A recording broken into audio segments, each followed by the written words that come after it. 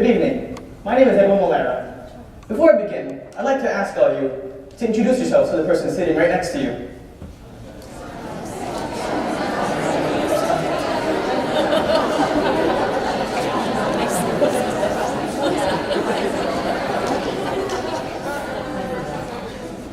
How'd it go? Did you make a new friend? Was there handshakes? Every day we meet new people. We always focus on what we say and what is said to us in return, such as hello or how are you? Every day we emote facial expressions, from angry to happy to sad. We've been conditioned and trained to recognize these emotions our whole lives since we were children. But do we focus on our arms, our legs, the way we move them? Lots of times when people are communicating, they will say things to act or seem interested in what the other person is saying. While this may be completely true based on what they're saying and what their face looks, their arms and legs might tell a different story. Say you're talking to someone, and their arms are hunched up, they're folded. You're forgetting to keep looking at the door. But they keep saying that they want to keep talking to you. Their body says that they just want to get out of there as soon as they can. Keeping this in mind, you should always know that we use these motions in our body subconsciously every day when we speak to each other. For this reason, it's always very important to understand how to use a good first impression on someone.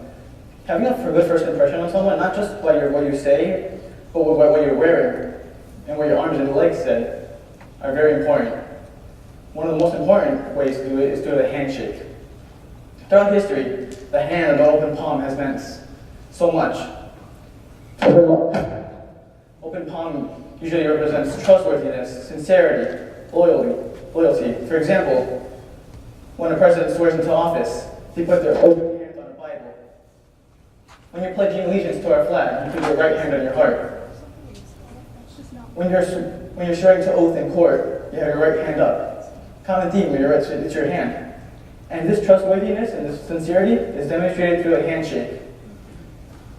Now, it may not seem like it, but a lot of research has been done on different types of handshakes and the effectiveness of them. Here's an example.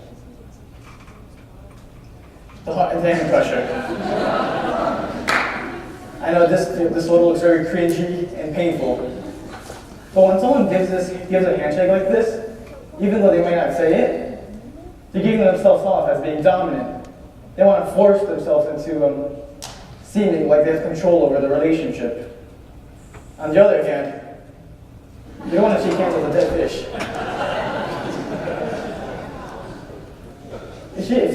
If you give someone your hand, and it's a cold, wet, clammy hand, it's a cold, wet, and clammy first impression you're giving off. Because I don't know about you, but I wouldn't want to shake a dead fish.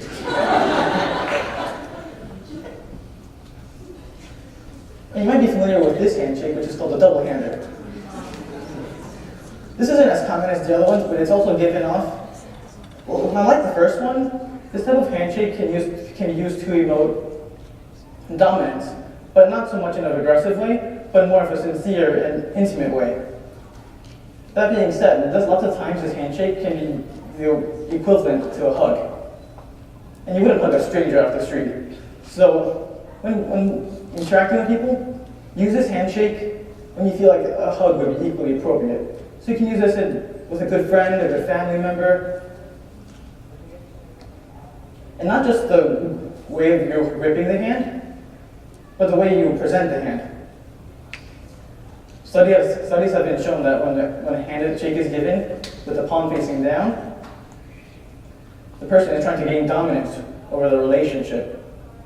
On the other hand, if someone's giving a handshake with their palm facing up, this usually means submissiveness, and then you see yourself as a lower status than the others. Now, people, when they shake hands, they might have this in mind. So say someone is offered their hand face down, and since they want to gain power, the control, as soon as they grab a hand, they'll try to twist it. So right in the handshake alone, there's a control of power. But ideally, if both palms are perpendicular to the floor, you have an equally sturdy, strong handshake. That means a sturdy, strong start of a good relationship. A study has been done a couple of years ago in the University of Iowa.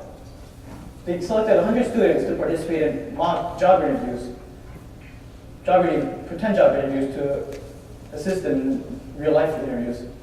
Now, what they weren't aware about was that right after the job interview, they were going to meet with professional handshakers. Now, they had no idea that these were professional handshakers. They thought they were just regular business people that they were going to talk to during their mock interview. And these professional handshakers, as they shook their hand, were secretly rating their hand on how firm it was, how sturdy it was, and so on.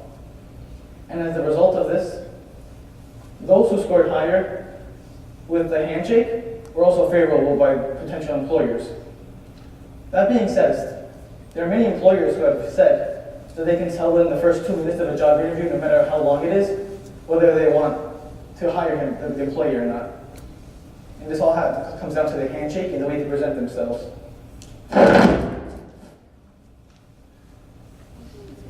So there alone, you can tell how much power there is in a handshake. But when putting the handshake aside, that's not the only thing to look for when you're communicating. Always pay attention to eye contact.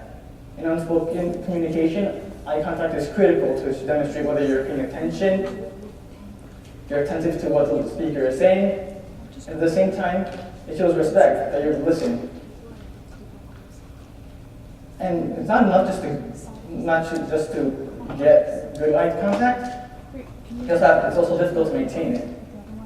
Because you don't want to stare down at the person as well, because you'll be taken off as assertive and trying too hard. You don't want to do that.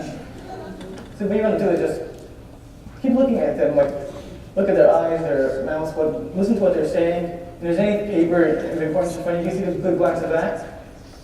But if for any reason you look away from the person, make sure it's not at a door or a clock.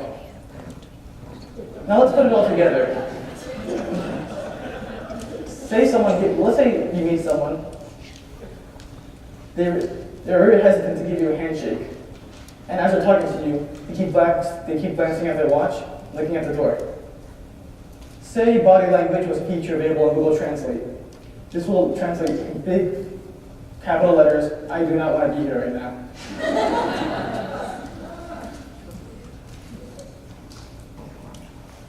So right there alone, you have to put everything together when communicating, from their hands to their eyesight, because our body speaks in volumes without us even having to say anything.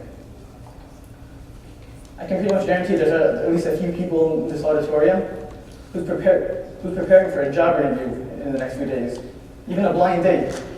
You should always keep in mind what your hands and what your face says, because that right there is imperative in an important job interview, and even beyond the job interview, even when making new friends. With a sincere hand and sincere face, you'll be given off as a sincere person, along with anything good you have to say. There are many teachers in the high school, and friends as well. When I first met them, they offered me a firm handshake. And right then and there, I realized, well, they have a lot of respect for me, and in turn, I have a lot of respect for them. This was before I even realized the power of a handshake. So that there alone says that how important it is to know about it. And ever since then, with these teachers, with these friends, we always give each other a warm handshake. Same with my family, with my uncles. Whenever we see each other, we give each other a handshake, because it means respect and sincerity within a relationship. And next time you're watching TV or a movie, pay attention to what the people are saying, not with their mouths, but with their hands. Which character is being dominant over the other? Who doesn't care about the situation at all? Which characters are sincere in what they're doing and can demonstrate this through their body and through their eyes? When you leave here tonight, there's a good chance you might meet someone new. There's a good chance you already met someone new earlier today. So for this reason, please keep everything in mind about what volumes your hands and your eyes speak. I hope you learned something new about how powerful their hands can be, how important it is to put all these together and meeting new friends and meeting new people. Thank you, and I hope you enjoy the rest of our presentation.